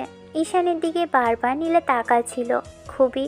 খুশি বিষয়টা লক্ষ্য করে ওকে একটু ধাক্কা দিতেই নীলা নিজেই গড়গড় করে বলতে লাগলো, তোর কি ঈশানকে এত বেশি অপছন্দ? যদি তাই হয় তাহলে আমাকে বলতে কি জন্য ওকে এত বেশি অপছন্দ করিস? তুই তো অন্য কোনো মিডিল ক্লাস কিংবা রাস্তার কোনো ভিক্ষুকের প্রতিও এতটা কঠোর নয় যতটা কঠোর ঈশানের বেলাতে। কোনো কারণে ওর উপর তুই রেগে আছিস, আমাকে বল কি হয়েছে? তোর এমন কেন মনে হচ্ছে আমি ওর উপরে রেগে আছি? আর রেগে থাকার মতো কিছু পড়েছে নাকি? ওকে জিজ্ঞেস করে দেখ। তুই এক কাজ কর, তোর যদি এত সমস্যা হয় তাহলে তুই আমাকে বল, আমি ওকে আমাদের অফিসে ট্রান্সফার করে নিচ্ছি। তারপরও ছেলেটার সাথে এরকম মিসবিহেভ করিস না। আমার এতে খুব বেশি অবাক লাগছে যে তুই একটা মানুষের সাথে ঠিক রকম সিন ক্রিয়েট করিস। একটা রাস্তার কুকুরের সাথেও এরকম মানুষ বিহেভ করে না যেরকমটা তুই আজকে ওর সাথে যা করলি। না জানি চোখের আড়ালে তুই ঠিক ওর সাথে কতটা মিসবিহেভ করিস। আমি বুঝতে পারছি না তোর এত সমস্যা হচ্ছে কেন। তোর যদি ওর প্রতি এতই ভালোবাসা তাহলে বিয়ে করে নে না, তারপর ও চাকরি ছেড়ে দেবে। কিন্তু তার আগে ওকে চাকরি ছাড়ার কথা বললেও আমি ওর অবস্থা খারাপ করে ছাড়বো। বারবার সেই একই কথা বলছিস। তোর কথা শুনে আমার অবাক লাগছে খুব বেশি। জানিস তো, আমার মনে হচ্ছে আমি অন্যরকম এক খুশিকে দেখছি। নিশ্চয়ই এর পেছনে কোনো কারণ আছে। তোর যদি বলতে অসুবিধা হয় আমি ঈশানের থেকে জেনে নিব। ঈশান দুজনের সব কথা শুনলেও কোনো কথা বলল না। তারপর ওরা আধা ঘন্টার মধ্যে অফিসে চলে আসলো। অফিসের সামনে নেমে তারপর নীলা সেখান থেকে চলে গেল। ঈশান ম্যাডামের পিছন পিছন অফিসে আসলো। ম্যাডাম হাজারটা কথা শোনালো। তার বান্ধবীদের সাথে কথা কাটাকাটি হয়েছে, সেটা নিয়েও ওকে হাজারটা কথা শুনতে হলো। ঈশান মাথা নিচু করে রইল। পুরো একটা মাস মাঝে কেটে গেছে, আর এই একটা মাসে মেয়েটা ওকে এত বেশি টর্চার করেছে। আর অফিসে জব করার পর থেকে ঈশানকে অসহ্য যন্ত্রণা সহ্য করতে হয়েছে। ছেলেটা দিন শেষে ভেবেছে ও যে কাজটা করেছিল তাতে ওর সাথে এটা হওয়াটাই স্বাভাবিক ছিল। সেদিন ওরকম করে চলে না গেলে হয়তো খুশি এমনটা করতো না। ঈশানের কেন জানি মনে হয় খুশি হয়তো জেনে শুনেই ওকে অফিসে জয়েন করিয়েছিল, যেন ওর সাথে মিসবিহেভ কিংবা সিনক্রেট করতে পারে। এক মাস পরের ঘটনা। সেদিন যখন ঈশান দুপুরের দিকে বাহির থেকে অফিসে ঢুকলো ম্যাডামের একটা কাজের জন্য, তারপর ফিরে এসে দেখলো যে নীলা ওর জন্য কেবিনের বাহিরে দাঁড়িয়ে আছে। এরকম কিছু দেখে ঈশান ভাবলো যে ম্যাডামের সাথে হয়তো দেখা করতে এসেছিল। ঈশান এবার হাস্যোজ্জ্বল চেহারাটাতেই মেয়েটাকে জিজ্ঞাসা করলো, আরে ম্যাডাম, আপনি কেমন আছেন? ভালো আছি, কিন্তু তোমাকে বলেছিলাম না আমাকে ম্যাডাম বলবে না। এই ম্যাডাম কথাটা আমার মোটেও পছন্দ না, তুমি সেটা খুব ভালো করেই জানো। কিন্তু ম্যাডাম, কথাটা তো খুব বেশি খারাপ নয়। তাছাড়া আপনাকে যদি নাম ধরে কিংবা আপু বলে ডাকি তাহলে আপনার বান্ধবী খুব বেশি রেগে যাবে। ম্যাডাম রেগে গেলে আমার চাকরিটাই থাকবে না। কেবিনের সামনে কথা বলছিল ঈশান, তারপর বারবার কেবিনের দিকে তাকাচ্ছিল। বিষয়টা ভেবেই এবার নীলা ওর হাত ধরে টানতে টানতে একটা ফাঁকা জায়গায় নিয়ে আসলো। এদিক থেকে তেমন কেউ আসে না। একটা দেয়ালের আড়ালে দুজন দাঁড়াতেই নীলা ওর হাত ধরে দেখেছে। দেখে ঈশান কিছুটা অবাক হলো। ঈশান কিছু বলবে তার আগেই নীলা নিজেই বলতে লাগলো, সত্যি করে বলো তো, তুমি কি এমন অন্যায় করেছিলে যার জন্য আমার বান্ধবী তোমার উপর এত রেগে আছে? খুশির বিহেভিয়ার দেখে তো মনে হচ্ছে যে তুমি ওর সাথে এরকম কোনো কাজ করেছো যার জন্য তোমার ওপর খুব বেশি রেগে আছে। খুশি এত সিনক্রিট করার মানুষ না। আর সেদিন যখন ওকে জিজ্ঞেস করলাম তখনও রেগে গিয়ে বলল যদি কোনো কথা জানার থাকে তোমার থেকে যেন জেনে নিই। তাই আমি আজকে আসলাম। তোমার নাম্বারটা নিয়েছিলাম, কিন্তু নম্বরে ফোন দেওয়ার ইচ্ছেটা হলো না, সরাসরি জানতে ইচ্ছে করলো। সারাদিন খাটাখাটনি করে গিয়ে বাসায় একটু রেস্ট নাও, তাই অনুমতি ছাড়া ফোন দিতে ইচ্ছে করেনি। যদি রাগ করো সেজন্য আর কি। রাগ করবে কেন? কিন্তু আপনি এসব জানতে চাইছেন কেন বুঝতে পারছি না। আপনি কি শুনতে চাইছেন? এত কথা ঘোরানোর চেষ্টা করো না। তুমি বলো যে কি এমন হয়েছিল যার জন্য তোমার ওপর ম্যাডামের এত রাগ। আমার বান্ধবী এত রাগ করার মানুষ না। ও যদি সিনক্রেট করে কারোর সাথে, তার সাথে খুব বেশি ঝামেলা না হলে এসব করে না। কিন্তু তোমার এরকম কর্মকাণ্ড দেখে আমার মনে হচ্ছে যে তোমার সাথে যা করেছে সেটা কোনো কারণেই, না হলে এরকমটা করতো না। আমাকে বলো যে কি হয়েছিল। নীলা মেয়েটার এরকম কথাতে ঈশান শেষে উপায় না পেয়ে এবার ওকে সবটা বলার জন্য প্রস্তুতি নিচ্ছিল। নীলা যখন বারবার রিকোয়েস্ট করতে লাগলো তখন ঈশান একটা দীর্ঘশ্বাস ফেলল। ঈশানের সাথে যে কেন এরকম করে সবটা জানার জন্য মেয়েটা হয়তো আজকে এসেছে, না জেনে ছাড়বে না। বিষয়টা ভেবেই ঈশান নিজে থেকে সবটা বলল।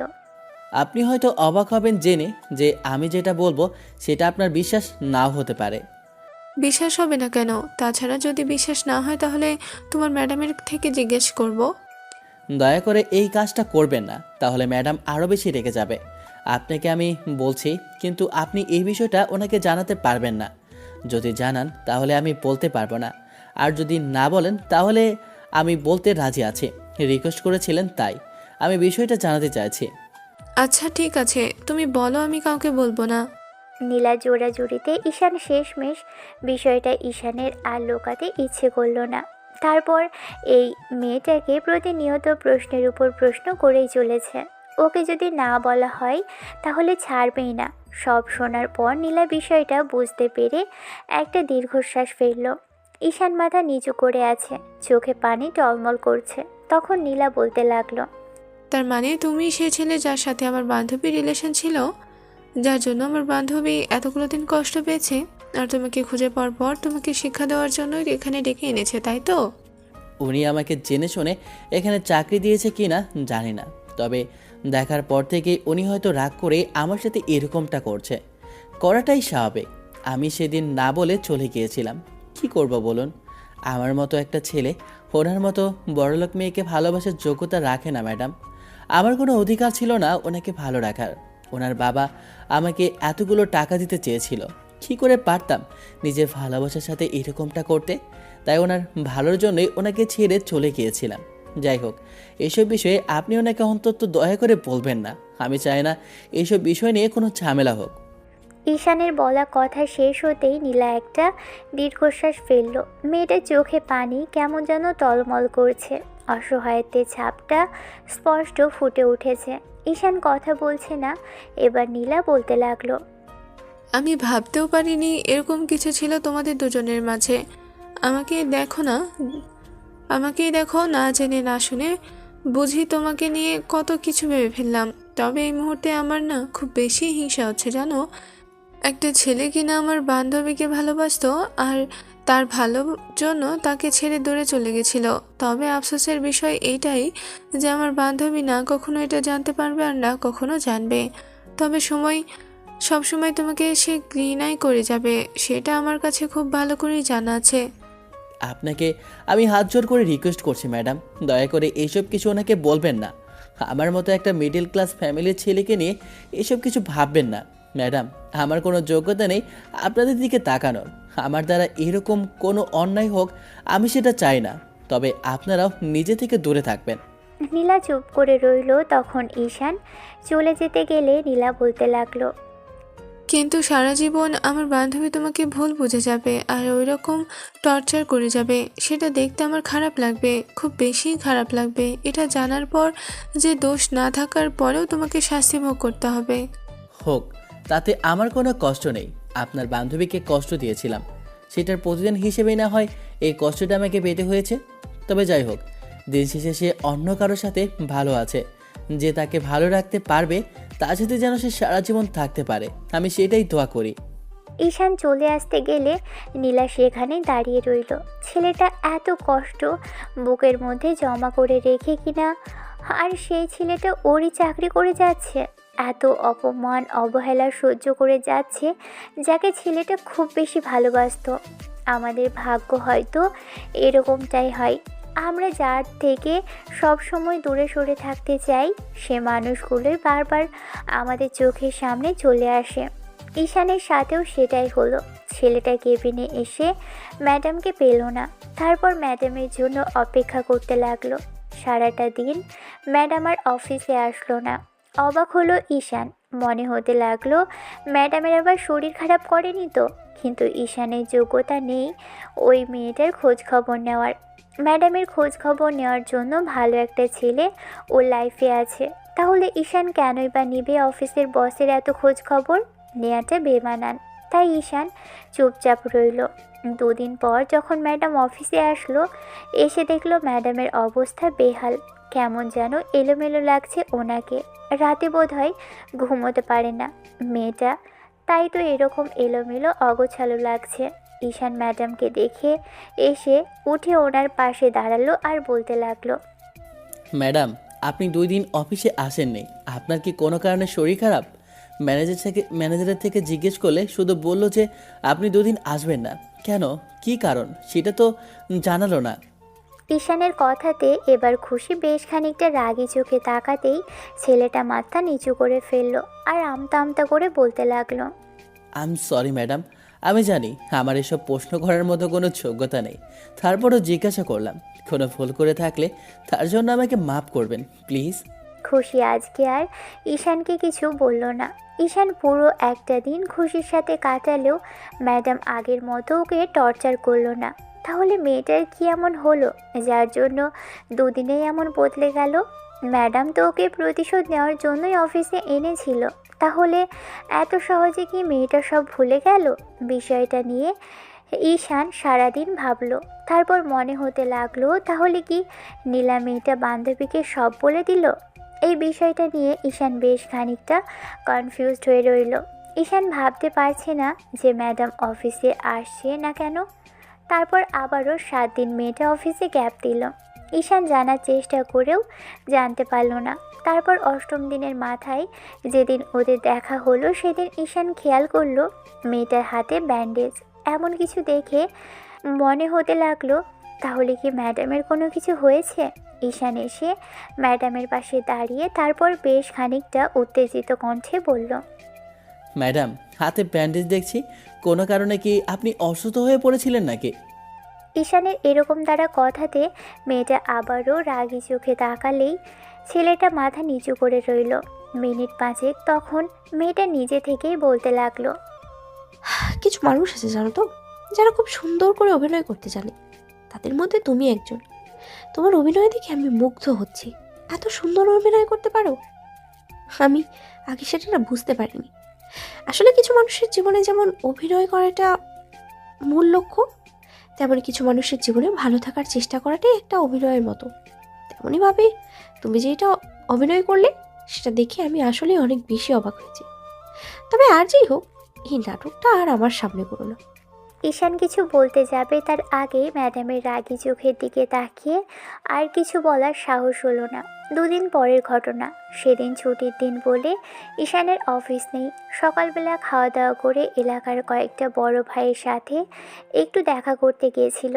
এই শহরে দ্বিতীয়বার আসার পর এরাই ঈশানকে একটু সাহায্য করেছিল, কিন্তু কাজের ব্যস্ততায় কারোর সাথেই তেমন করে কথা হয় না। মাঝে মাঝে চায়ের দোকানে দেখা, তাই ভাবলো আজকে একটু দেখা করে আসবে। উপকার সবাই ভুলে গেলেও ঈশান সেটা ভুলতে চায় না। দুপুরের দিকে যখন বাসায় ফিরল তখন দেখে বাসার সামনে বড় একটা গাড়ি রাখা। ঈশান খানিকটা অবাক হলেও কিছুক্ষণ চুপ করে থেকে তারপর বাসার ভিতরে ঢুকতেই খেয়াল করে ডাইনিংয়ে ম্যাডাম আর তার আপু বসে আছে। গত 4 বছর পর এই লোকটাকে দেখছে ঈশান। তাহলে কি মেয়ে সমেত এসেছে আবারও কোনো ঝামেলা করার জন্য? ঈশান ঝামেলা চায়নি বলেই এখান থেকেই চলে গিয়েছিল। তাহলে এই ভদ্রলোক আবার কেনই বা বাসায় আসলো? বিষয়টা নিয়ে ভাবছিল ঈশান। এরই মাঝখানে বোন ওকে দেখে এগিয়ে এসে তারপর টানতে টানতে এনে ওদের সামনে দাঁড় করালো। ম্যাডাম আর তার আব্বুর সামনে আম্মু বসে আছে। এবার ঈশানকে দেখার সাথে সাথেই খুশি ঝড়ের গতিতে উঠে এসে ওকে জাপটে ধরল। ম্যাডামের এরকম কর্মকাণ্ডে ঈশান খানিকটা অবাক হলেও চুপ করে রইল। তখন মেয়েটা ফুপিয়ে ফুপিয়ে বলতে লাগলো, নিজের যা ভালো মনে হলো তুমি তাই করলে। আমি ভালো থাকবো বলে আমাকে ছেড়ে ছেড়ে চলে গেলে, কিন্তু কিভাবে ভালো থাকবে একটাবার কি সেটা জানার চেষ্টা করেছো? যাকে ভালোবাসি তাকে ছাড়া মানুষ কিভাবে ভালো থাকে তুমি তুমি একটাবার বুঝতে পেরেছো? আপু বলে বলেই তোমার আমাকে ছেড়ে যেতে হবে? তুমি আমাকে একটু ভালোবাসোনি? যদি বাসতে কখন আমাকে ছেড়ে যেতে পারতে না। মেয়েটার এমন দ্বারা কথাগুলো ঈশান নির্বাক হয়ে শুনল। ছেলেটা আম্মু আর বোনের দিকে তাকালো। তারপর ভদ্রলোকের দিকে তাকাতেই দেখলো উনি অসহায় চেহারায় ওর দিকে তাকিয়ে আছে। খুশি নিজের মতো করে কতক্ষণ যাবৎ কথা বলল। তারপরও ঈশানের থেকে রেসপন্স না পেয়ে ওকে ছেড়ে দিল। তারপর ওর শার্টের কলারটা 2 হাতে আঁকড়ে ধরে কেঁদে কেঁদে বলতে লাগলো, গত 4 বছর আগে তোমাদের মাঝে কি কথা হয়েছে? গত 1 সপ্তাহ আগে আমি সেটা নিজের কানেই শুনেছি ঈশান। তুমি যখন সেদিন ওই ঘটনাটা নীলাকে বলেছিলে তখন সবটাই শুনেছিলাম। সবটা জানার পর কেন জানি বিশ্বাস হচ্ছিল না। মনে হচ্ছিল তুমি হয়তো কোনোভাবে বুঝতে পেরেছো আমি তোমার কথা শুনছি। তারপরও মনকে আনাতে পারছিলাম না, তাই আব্বুকে বিশ্বাসটা জিজ্ঞেস করি। আব্বু বিষয়টা মানতে নারাজ ছিল। তখন আমি আব্বুর সাথে কথা কাটাকাটি করি। এরপর 2 দিন যখন আব্বুর সাথে কথা বললাম না, তখন নিজে থেকে আমাকে সবটা বলে। সব শোনার পর একে তোমার উপরে রাগ হয়েছিল, তার থেকে বেশি রাগ হচ্ছিল আব্বুর উপরে।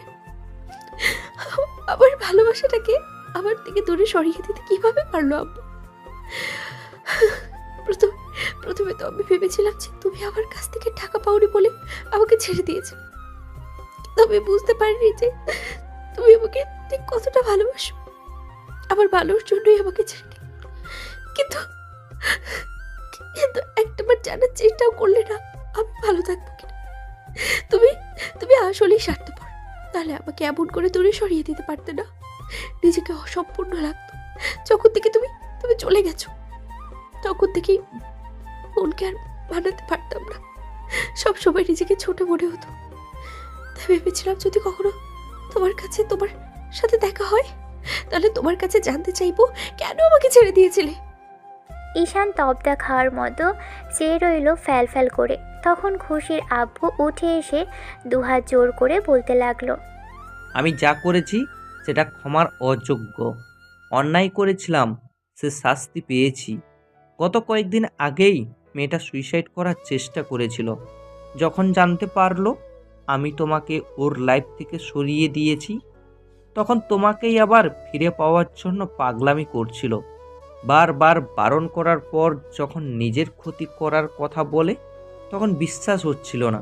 ভেবেছিলাম 2 দিনে এই পাগলামিটা থেমে যাবে, তারপর যে নিজেকে কষ্ট দিবে সেটা কখনো কল্পনার মতো ছিল না। মেয়েটার হাতে ব্যান্ডেজের কারণটা এবারে ঈশান বুঝতে পারল। সেদিন যে এসব কথা কেন বলেছিল সেটাও আজকে বুঝতে পারল ঈশান। এবার ঈশান খেয়াল করলো খুশি অর্থাৎ বসের সেই অত্যাচারী ম্যাডাম ফুপিয়ে কেঁদে যাচ্ছে। ঈশান খুশির চোখের পানি মুছে দিল, তারপর মুখের এক পাশে হাত রাখতে মেয়েটা বলতে লাগলো, কিন্তু তার চেয়ে বড় বেশি রাগ হয়েছিল সেই দিন তোমাকে দেখার পর। মনে হয়েছিল তোমাকে কাছে রেখে আমি কষ্ট দিতে পারি। ঠিক 4টা বছর তুমি আমাকে যতটা কষ্ট দিয়েছিলে, তাই আমার অফিসের ড্রাইভারকে দিয়ে সেদিনকে তোমাকে কার্ডটা দিয়েছিলাম। তারপর চাকরির ব্যবস্থা করে দিই যেন তোমাকে কষ্ট দিতে পারি। সেই জন্য এরকম করে তোমাকে জবটা দিয়েছিলাম। কিন্তু জানতে পারিনি তুমি আমার জন্য আমাকে ছেড়ে চলে গিয়েছিলে। আমাকে ছেড়ে থাকতে তোমার খুব ভালো লেগেছে না? আমার একটু ভালো লাগেনি। জানো কত কষ্ট হয়েছিল তোমাকে ছাড়া থাকতে। কেন বুঝতে চাওনি আমি কতটা ভিতর থেকে ভেঙে চড়ে গেছি? সত্যি সত্যি যেদিন চলে গিয়েছিলেন সেদিন নিজেকে শেষ করে দিতে ইচ্ছে হয়েছিল। বন্ধুদের থেকে জানতে পারলাম তুমি এই শহর ছেড়ে চলে গেছো। তখন মনে হয়েছিল সত্যিই তোমার জন্য নিজেকে কষ্ট দিই, অন্তত কষ্টটা তো শেষ হয়ে যাক। কিন্তু আপনি যেটা চান ম্যাডাম সেটা কখনো সম্ভব না। তাছাড়া আমার এই সম্পর্কটা কখনোই হবে না। সেটা আপনার আব্বুই মানবে না। আমার কাছে এসে ভালো থাকতে পারবেন না। কিন্তু আপনি যেটা চান ম্যাডাম সেটা কখনো সম্ভব না। তাছাড়া আমার এই সম্পর্ক কখনোই হবে না। সেটা আপনার আব্বুই মানবে না। আমার কাছে এসে ভালো থাকতে পারবেন না, আর না কখনো ভালো থাকবেন। তাই আপনার আব্বু যেটা সিদ্ধান্ত নিয়েছে সেটাই ভালো। দয়া করে আর কোনো পাগলামি করবেন না ম্যাডাম। আপনি বাসায় চলে যান, আপনার আব্বুর পছন্দের কাউকে বিয়ে করে নিন, অনেক হ্যাপি থাকবেন। আর হ্যাঁ, বয়ফ্রেন্ড থাকতে আরেকটা ছেলের বাসায় এসে সব কথা কেন বলছেন আমি সেটা বুঝতে পারছি না। কোনো বয়ফ্রেন্ড নেই আমার। ওমন একটা পচা ছেলেকে আমি কেন ভালোবাসতে চাব, যেখানে আমার এত শখের ভালোবাসাটা আমার সামনেই আছে। তোমাকে দেখার জন্য কয়েকদিন আগে ওকে হ্যাঁ বলে দিয়েছিলাম, কিন্তু জানতাম না পচারটা এত বেশি ফাজিল। মেয়েদের সাথে এরকম রং করে বেড়ানোই ওর কাজ। আমি ওর সাথে ব্রেকআপ করে দিয়েছি কিছুদিন আগে। আর সেদিন যখন জানতে পারলাম এরকম কিছু হয়েছে, তোমাকে অনেক বেশি কষ্ট দিয়ে ফেলেছি। তাই না শোনো, আর রাগ করে থেকো না। হ্যাঁ দেখো, আপু পেন্টে না নিলেও আমরা বিয়ে করে নেব। এখন থেকে অনেক দূরে চলে যাবো আমরা। আমাদের 4 জনের একটা ছোট্ট সংসার হবে। তুমি ছোট্ট একটা জব করলে সেটা দিয়েই চলে যাবে আমাদের। আমার আর কিচ্ছু চাই না। তুমি আমার লাইফে থাকলেই হবে। আমি সত্যিই কিছু চাই না, বিশ্বাস করো। ঈশান কি বলবে জানে না। মেয়েটা ওকে জাপটে জড়িয়ে ধরে রেখেছে। খুশি আব্বু বারবার মাফ চাইতে লাগলো। ভদ্রলোক আম্মুর সাথে কথা বলে তাকে রাজি করিয়ে ফেললো, কিন্তু ঈশান চুপ করে আছে দেখে তখন ভদ্রলোক বলতে লাগলো, আমার আর কোনো আপত্তি নেই তোমাদের সম্পর্কে। তোমরা ভালো থাকলে সেটাতেই আমার কাছে অনেক। আমি তোমাদের সম্পর্কের মাঝে আর কোনো দিনও বাধা হব না। আমি চাই যত তাড়াতাড়ি তোমাদের বিয়েটা হয়ে যাক। আমার মেয়েটা তত তাড়াতাড়ি এসব পাগলামি বন্ধ করে। আমি চাই না যে ওর কোনো ক্ষতি হোক। দয়া করে তুমি আর আমাকে ফিরিয়ে দিও না। যেদিন অন্যায় করেছি তার জন্য আমাকে শাস্তি দাও। আমার মেয়েকে আর কোনো প্রকার শাস্তি দিও না, প্লিজ। ঈশান কি বলবে জানে না, কিন্তু মেয়েটার কান্নাকাটিটা সহ্য হচ্ছিল না। এক পর্যায়ে আম্মু বোন ওকে বোঝাতেই ঈশান ভাবলো কি করবে। খুশি কাঁদতে কাঁদতে তখন ঈশানের কাছে ওর ভালোবাসার কথা বললে ঈশান মেয়েটাকে জড়িয়ে ধরে মাথায় 1000টা চুমু দিল। শেষে সন্ধ্যায় খুশির বাবা নিজে থেকেই কাজে নিয়ে আসলো। আম্মু জোড়াজুড়িতে বিয়েটা করতে বাধ্য হলো, কারণ মেয়েটা বলেছিল এই বাসা থেকে যাবে না। আর কি করবে ভেবে পাচ্ছিল না, তাই মেয়েটাকে শেষে বিয়ে করতে বাধ্য হলো। বিয়ে শেষ হতেই খুশি আব্বু ওদের সাথে কথা বলা শেষ করে চলে গেল। শেষে খুশি আর ঈশানকে একা ছাড়ার জন্য আম্মু ওদের রুমে আসতে বলল। খুশির রুমে ঈশানের থেকে দূরে সরে গেল। ঈশানের কাছে আসার চেষ্টা করলে মেয়েটা ব্যালকানিতে গিয়ে দাঁড়ালো। ঈশান বুঝতে পারলো মেয়েটাকে বিয়ে করতে চাইছিল না, বারবার বারণ করছিল আর দূরে সরাতে চাইছিল বলেই এত রাগ করে আছে। ঈশানও ব্যালকানিতে চলে আসলো। মেয়েটা কথা বলছে না। ঈশানের পরিস্থিতি টের পেয়েও চুপ করে রইল। এবার ঈশান খুশির পিছনে দাঁড়িয়ে আলতো করে ওকে জড়িয়ে ধরতে গেলে খুশি দূরে সরে যাওয়ার চেষ্টা করলো। ঈশান এবার জোর করে এক হাত মেয়েটার পেটের উপর রেখে তারপর অন্য হাতে ঘাড়ের উপর থেকে চুলগুলো সরিয়ে দিয়ে আলতো করে চুমু খেলো। খুশি এবার কিছুটা কেঁপে উঠল। সাথে সাথে ঈশান ওর গলায় আর ঘাড়ে নাক গুজে দিয়ে ঠোঁটের অবাধ্য চুমুগুলো দিয়ে যেতে লাগলো। খুশি একটা সময় জোরে জোরে নিঃশ্বাস নিতে লাগলো আর দু হাতে ঈশানের হাতগুলো খামচে ধরে ঘন ঘন নিঃশ্বাস নিতে লাগলো। শেষে খুশির পেটের উপর ঈশান হাতে স্লাইড করতেই মেয়েটা থাকতে না পেরে ওর দিকে ফিরল। তারপর সামনে থেকে জড়িয়ে ধরে কেমন যেন ওর বুকের সাথে মিশে যাওয়ার চেষ্টা করলো। ঈশান মেয়েটার মাথায় 1000টা চুমু দিল। এমন করেই কতক্ষণ দাঁড়িয়েছিল জানে না। তবে যখন হুঁশ ফিরল খেয়াল করলো কিছুক্ষণ পর মেয়েটার আর কোনো রেসপন্স নেই। ঈশান ওকে ছাড়াতেই বুঝতে পারলো মেয়েটার বুকের মধ্যেই ঘুমিয়ে গেছে। তারপর মেয়েটাকে পাজাকোলা করে এনে বেডে শুয়ে দিল। খুশি ঈশানের গলাটা জড়িয়ে ধরে রেখেছে, তাই ওকে সরাতে পারল না। ঈশান পাশেই শুয়ে পড়ল। তারপর মেয়েটাকে বুকের মধ্যে টেনে নিয়ে দুজনে শরীরে একটা চাদর জড়িয়ে ওকে নিজের সাথে মিশিয়ে রাখলো। ঈশান কখনো ভাবতে পারেনি অফিসের ওই বজ্জাত বসকে শেষে বিয়ে করবে, আর যাকে 4 বছর আগে ছেড়ে গিয়েছিল, এত বড় অন্যায় করেছিল, সেই মেয়েটা আবারও নিজে থেকে ওকে বিয়ে করার জন্য এত পাগলামি করবে। শেষে ঈশান আর কোনো উপায় না পেয়ে মেয়েটাকে বিয়ে করতে বাধ্য হয়েছে। ভালোবাসার মানুষ দূরে গেলে ভালো থাকাটা দায়ী, তাই ঈশানও পারেনি। ভালো থাকুক ভালোবাসা। দেখা হয়েছে অন্য কোনো দিন অন্য কোনো গল্পে। ততদিন পর্যন্ত আপনারা সুস্থ থাকবেন, ভালো থাকবেন, আমাদের সাথেই থাকবেন। ধন্যবাদ। আল্লাহ হাফেজ।